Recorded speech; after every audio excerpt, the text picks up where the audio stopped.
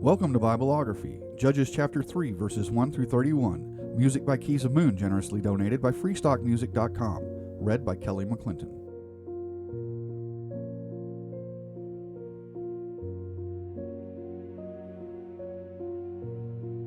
These are the nations the Lord left to test all those Israelites who had not experienced any of the wars in Canaan.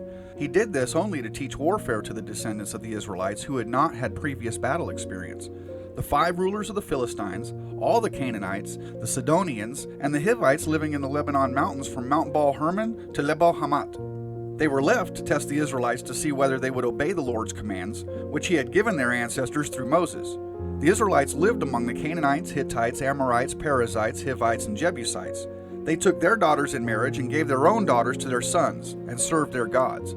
The Israelites did evil in the eyes of the Lord. They forgot the Lord their God and served the Baals and the Asherahs.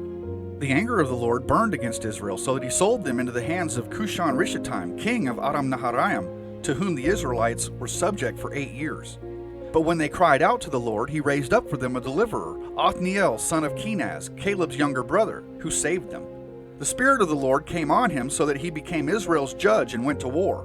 The Lord gave Cushan-Rishathaim, king of Aram, into the hands of Othniel, who overpowered him. So the land had peace for 40 years, until Othniel, son of Kenaz, died. Again the Israelites did evil in the eyes of the Lord, and because they did this evil, the Lord gave Eglon, king of Moab, power over Israel.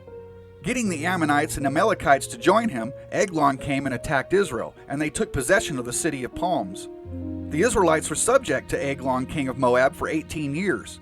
Again the Israelites cried out to the Lord, and he gave them a deliverer, Ehud, a left-handed man, the son of Gera, the Benjamite. The Israelites sent him with tribute to Eglon, king of Moab. Now Ehud had made a double-edged sword about a cubit long, which he strapped to his right thigh under his clothing. He presented the tribute to Eglon, king of Moab, who was a very fat man. After Ehud had presented the tribute, he sent on their way those who had carried it. But on reaching the stone images near Gilgal, he himself went back to Eglon and said, "Your Majesty, I have a secret message for you." The king said to his attendants, "Leave us," and they all left.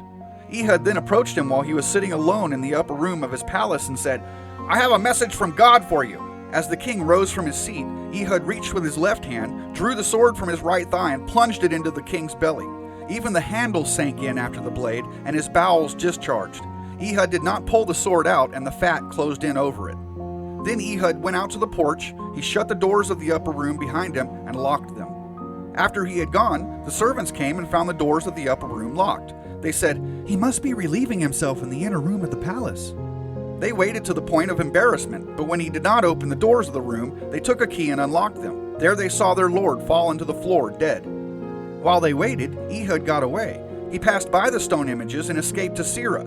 When he arrived there, he blew a trumpet in the hill country of Ephraim, and the Israelites went down with him from the hills, with him leading them. "Follow me," he ordered, "for the Lord has given Moab, your enemy, into your hands." So they followed him down and took possession of the fords of the Jordan that led to Moab. They allowed no one to cross over.